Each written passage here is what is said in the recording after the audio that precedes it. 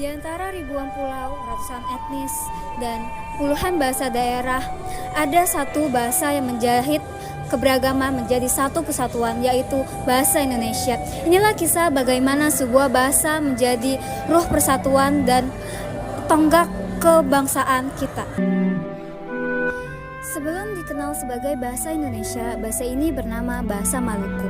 Bahasa perdagangan, bahasa perhubungan, bahasa yang melintas dari pesisir Sumatera hingga Maluku. Sederhana, lentur, dan mudah dipelajari. Dan karena itulah ia dikenal banyak kalangan. Bahasa Melayu menjadi fondasi yang kelak mengantarkan kita pada sebuah peristiwa agung dalam sejarah bangsa. 28 Oktober 1928, para pemuda berkumpul dan berikrar. Untuk pertama kalinya, sebuah bahasa dipilih sebagai identitas kebangsaan. Kami menjunjung bahasa persatuan bahasa Indonesia. Ini bukanlah suatu kebetulan, ini adalah cara strategis untuk menyatukan sebuah bangsa yang terpecah oleh kolonialisme. Pada saat bahasa Belanda mendominasi administrasi dan pendidikan, para pemuda justru mengangkat bahasa sendiri yang sederhana namun kuat sebagai alat perjuangan. Seiring perjalanan bangsa, bahasa kita pun terus tumbuh, mulai dari ejaan Van Ophuijsen ke ejaan Swandi, kemudian EYD hingga Puebi yang saat ini kita gunakan. Pembinaan bahasa Indonesia terus dilakukan oleh negara melalui Badan Bahasa agar bahasa Indonesia tetap baku, modern, dan adaptif dalam perkembangan ilmu pengetahuan. Bahasa Indonesia bukan bahasa yang statis, melainkan hidup, bergerak, dan berkembang bersama masyarakatnya. Sebagai bahasa persatuan, bahasa Indonesia menjadi jembatan komunikasi antar etnis. Ia membedakan sekat, merangkul keragaman, dan menjadi rumah bersama bagi seluruh warga negara. Bahasa Indonesia menyatukan perbedaan, memperkuat rasa kebangsaan, dan menjadi medium perjuangan sejak masa kolonial hingga kini. Selain sebagai bahasa persatuan, bahasa Indonesia memiliki kedudukan yang lebih tinggi secara hukum. Kedudukannya tercantum dalam Pasal 36 UUD 1945 dan diperkuat dengan UU Nomor 24 Tahun 2009 tentang bendera, bahasa, dan lambang negara.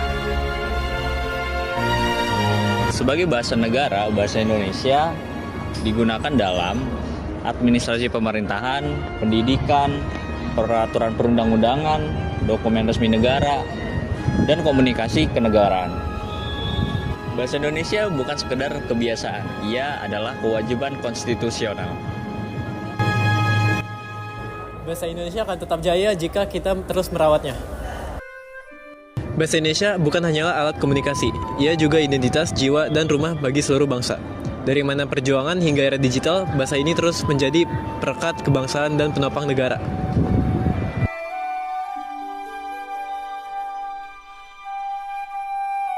Assalamualaikum warahmatullahi wabarakatuh. Waalaikumsalam warahmatullahi wabarakatuh.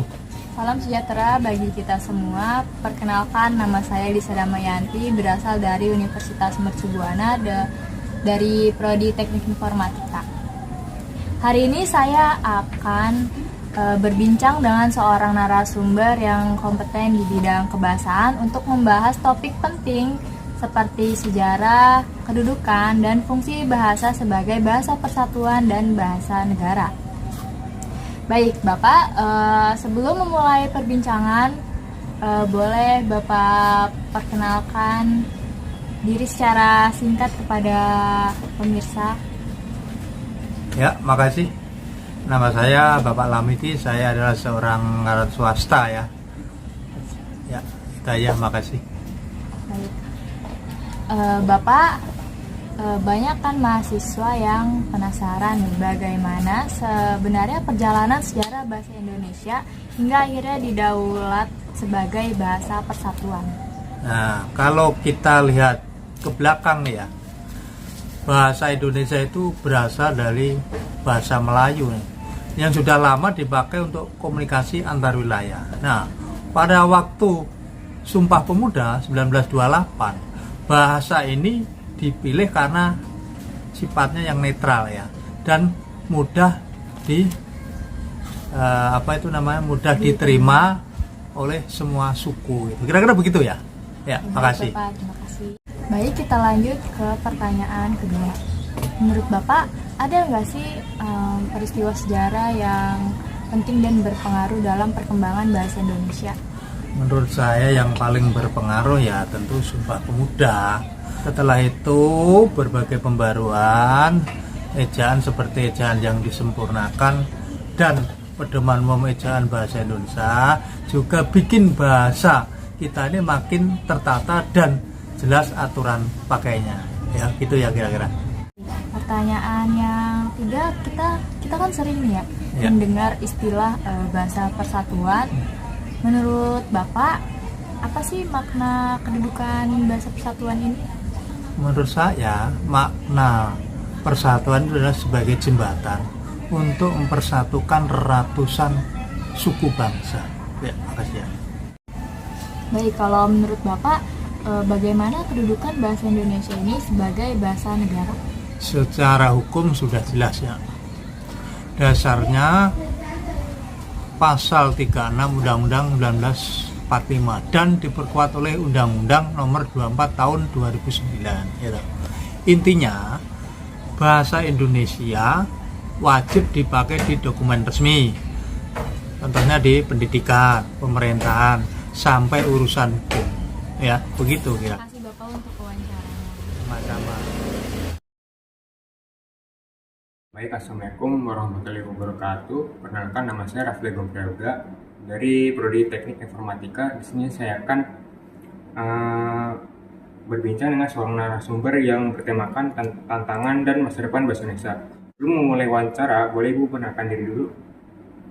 Oke, saya Harni Kusniati, saya selaku dosen di Mesilkom. Silakan, ada yang mau ditanyakan? Baik, sini saya ada pertanyaan. Pertanyaan yang pertama itu, menurut Ibu, bagaimana penerapan bahasa Indonesia dalam kehidupan sehari-hari? Apakah sudah sesuai harapan? Oke, menurut saya penerapan bahasa negara dalam kehidupan sehari-hari itu sudah cukup baik, terutama di sekolah, media, dan layanan pemerintahan. Namun, belum sepenuhnya sesuai harapan. Karena dalam pergaulan dan media sosial itu masih sering muncul penggunaan bahasa yang kurang baku. Atau dia masih campur pakai bahasa asing. Menurut pandangan Ibu, apa tantangan terbesar bahasa Indonesia di era global saat ini? Tantangan terbesar bahasa Indonesia di era global adalah pengaruh kuat bahasa asing, khususnya bahasa Inggris. Jadi cenderung membuat banyak anak muda itu mencampur adukan antara mengerti bahasa Indonesia dengan istilah-istilah pakai bahasa Inggris. Kondisi ini yang mengurangi penggunaan bahasa Indonesia dalam tempat dan sesuai sama situasi. Sebagai penutup, apa pesan Ibu kepada mahasiswa Indonesia mengenai pentingnya menjaga dan menggunakan bahasa Indonesia dengan baik? Pesan saya kepada para mahasiswa itu adalah agar mereka terus menghargai dan menggunakan bahasa Indonesia yang dipakai dengan baik dan mencerminkan jati diri, memperkuat persatuan dan menunjukkan kecintaan terhadap bahasa. Terima kasih Bu Arni atas wawasannya. Semoga wawancara ini memberikan pemahaman bagi kita semua. Wassalamualaikum warahmatullahi wabarakatuh.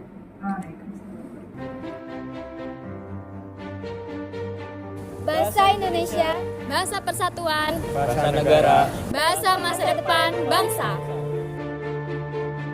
Mari kita jaga, gunakan, Dan melestarikan bahasa Indonesia. karena bahasa ini adalah kita.